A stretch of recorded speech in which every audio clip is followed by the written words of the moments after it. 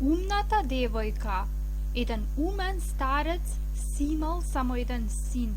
Кога дошло време да го ожени, гледајки ги и знаејки ги момите од сето село, си велел дека не можел меѓу нив да најде невеста спроти сина си и спроти себе умна и разумна, та намислил да бара таква во друго село. И така, кога намислил да го сврши сина си, старецот отишол во друго село за да види една мома што многу ја фалеле како мощна, умна и разумна. Тој дошол во селото и тропнал на момината врата. Девојката сама му отворила и го поканила да повели да влезе. Таа имала татко, мајка, дедо и баба, ама тогаш не биле дома. Секој бил по некоја работа, а само мајка и била дома стуткана крај некоја кошница си крпела кошули. Кога старецот дошол да ја види момата и да ја испита дали е достојна да му биде невеста на син му, откако спроти обичајот ја поздравил со добро утро, бил поканет од неа да влезе и да поседи малку дома кај нив. Тој влегол и фатил да разговара со неа. Имаш татко? Ја прашал старецот девојката. Имам, му одговорила таа. Каде? Пак тој ја прашал. На воденица? Појде да сомеле брашно, рекла девојката. Бргу ќе си дојде или ќе забави? Ако тргне по пократкиот пат, рекла девојката, ќе се позабави, а ако го фати подалечниот, ќе си дојде побрзо. Старецот ништо не разбрал од моминиот одговор и пак фатил да ја распрашува. Имаш дедо? Имам, одговорила девојката. Каде? На нива. Што прави таму? Расипува еден, прави два, му рекла момата. Старецот и од тој одговор не разбрал ништо, па продолжил да ја распрашува. Имаш баба? Имам, одговорила таа. Каде? Кај комшијата. Што прави таму? Што му прави сега, никогаш не му правела друг пат, ниту пак некогаш ќе му прави, рекла девојката. Старецот пак ништо не разбрал и се чудел на момините одговори, па пак ја прашал.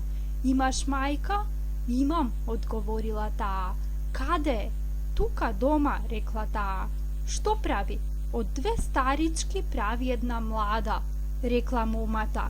И така умниот старец, без да разбере нешто од девојкините одговори, си отишол зачуден и замислен, велејки си во себе. Оваа девојка или е многу умна, или е многу безумна.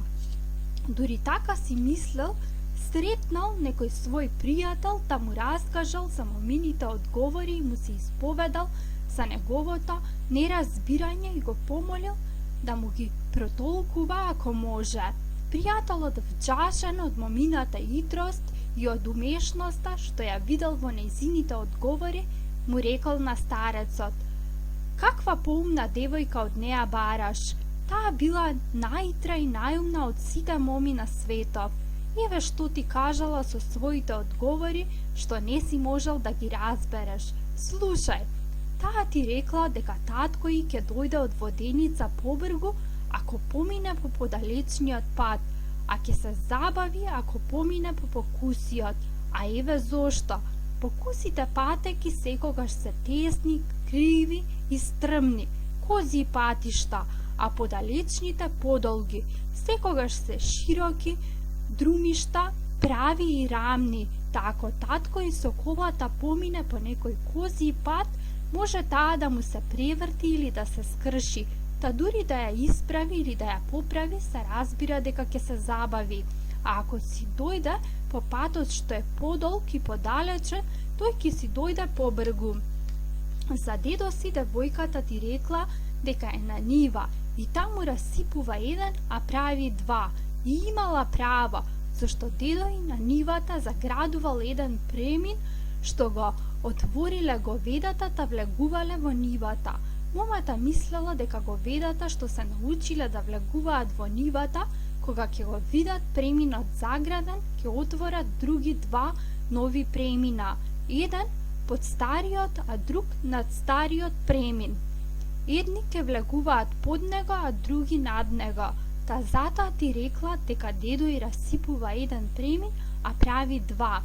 За баба си ти рекла дека на комшијата му прави нешто што никој пат дотогаш не му го правела и ниту ќе му го прави друг пат.